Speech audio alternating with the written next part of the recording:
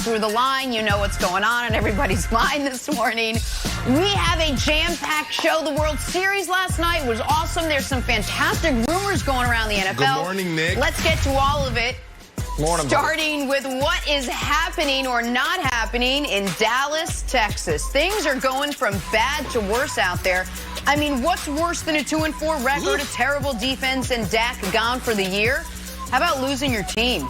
Anonymous Cowboys players are reportedly saying Mike McCarthy's coaching staff is, quote, totally unprepared, and they just aren't good at their jobs. It is a sharp cut at Mike McCarthy, who was asked yesterday about some of his players not buying in. Take a listen. And I just really go back to my first meeting with the football team.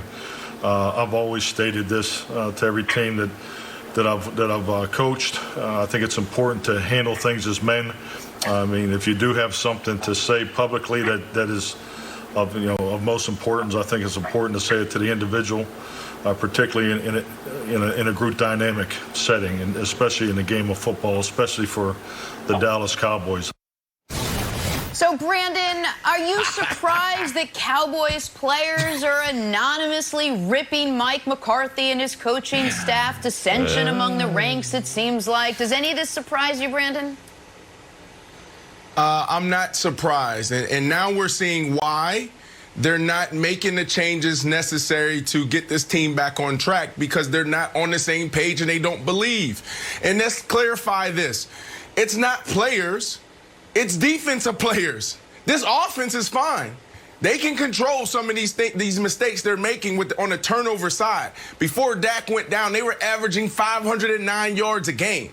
So let's be clear there. This is the defensive side. And we call these small groups in the locker room. They're infectious. They break down the integrity of what you're trying to do, and then they creep in, and then it just breaks down everything you're doing. And now you see, where teams start to really fold and lose game after game after game. This is trash.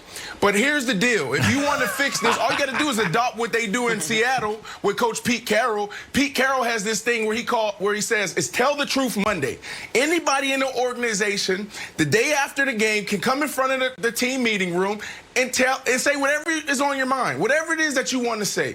And why does he do that? Because what he doesn't want to have happen is someone sitting in the cafeteria or in the locker room or in the jacuzzi, in the cold tub, talking about, did you see that play that coach called? Did you see what they did on this play? Or why would they have us blitz in this situation? So what coach does is he has everyone in the building say, whatever it is that you want to do, you can do it right now.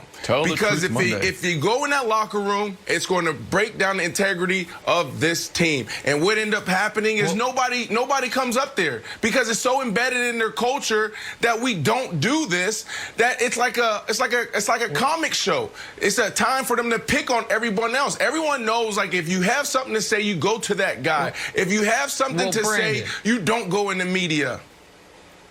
Brandon, I'm about to do a little Tell the Truth Wednesday. Whoever these anonymous quotes from, these players should be embarrassed. Listen, the coaching staff might stink. Mike Nolan might need to be fired. Mike McCarthy maybe reached his Peter principle in Green Bay, and this isn't going to work out. I don't know the answers to those questions yet, but I know this.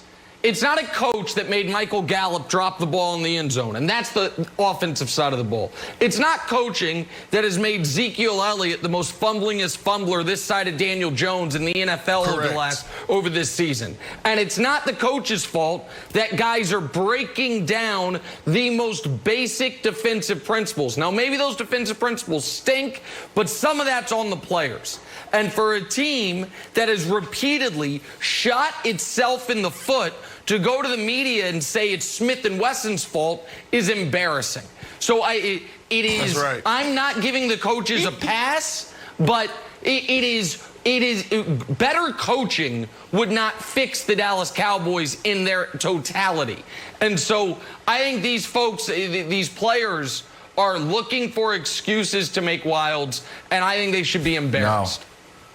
No, I totally disagree with you, Nick, and I disagree with you too, Brandon. And look, we know that there's leaks in the Dallas Cowboys locker room. We know that there's people going to the media. And I think Mike McCarthy and the coaching staff can only trust two people. One of them, Ezekiel Elliott, who after those 2 fumbles just straight up said, hey, this loss is on me. The other one, in a wild turn of events, Xavier Woods. The guy tells the truth. He's just straight up out there saying, you know what? I can't try my hardest the whole game. So we know it wasn't Xavier Woods, and we know it wasn't Zeke, but everybody else is on notice, Jenna. All right, listen, we got to talk about, because of all this, the elephant in the room. We've seen 2 coaches already let go this season, right? We saw Bill O'Brien in Houston. We saw Dan Quinn most recently in Atlanta. I have to ask, Brandon, should Mike McCarthy be on the hot seat already in Dallas now? What is that? No, you fix the defensive side. That's what it comes down to. Like we said on the last topic, this is not an issue for the entire team. This is an issue for the defensive side. They're playing so bad. They're looking for any excuse that they can lean on to deflect what they're doing wrong. Like this defense, they can't do a simple task when it comes to cover 3. When you're in Pop Warner, you learn how to play cover 3. You know how to play quarters. You know if you're the backside corner and you have nobody in your zone, you go to the post because that's the biggest threat. And if you turn on film, you'll see these players make mistake after mistake after mistake on the defensive side. You're also seeing effort issues. Before it was like, well, maybe this kid just misspoke. But if you turn on the last game, you'll see their captains jogging, look like they're running in concrete, in sand. So when you look at this situation, as a whole, it comes down to the defensive side. For me, Coach McCarthy can easily get this fixed, but he's going to have to be tough. He's going to have to stand in front of that team and tell these guys, this is how we're going to do things. Come be a man and say it now.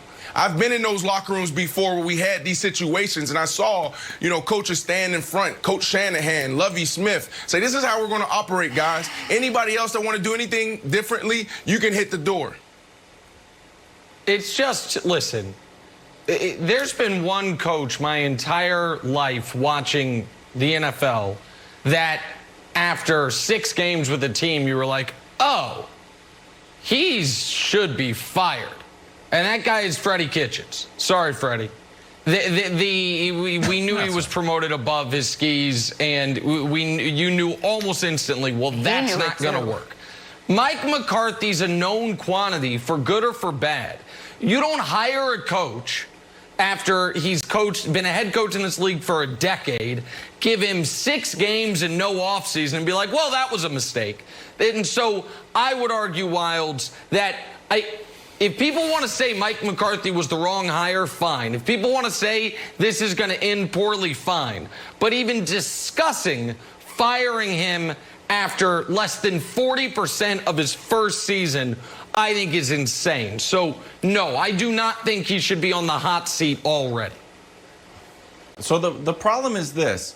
The human brain likes singular solutions. Like, this is why something went wrong. Even though it's not the way the real world works, it's like, oh, Steve Jobs was a genius, and that's why it all worked. Of course, that's not the answer. So if Mike, and I know there's a ton of problems in Dallas, and now people are trying to say, oh, it's just the turnovers. Well, we did the math. They gave up 218 points, 84 off turnovers. If you take those all away, this is a total manipulation of the stats. They got 134 points that they've given up. And guess what? That's still not that great. So then you got to either get rid of Nolan, promote George Edwards, who you like. You got to do something, because if there's a ton of issues, the singular issue is going to be, Jenna, Mike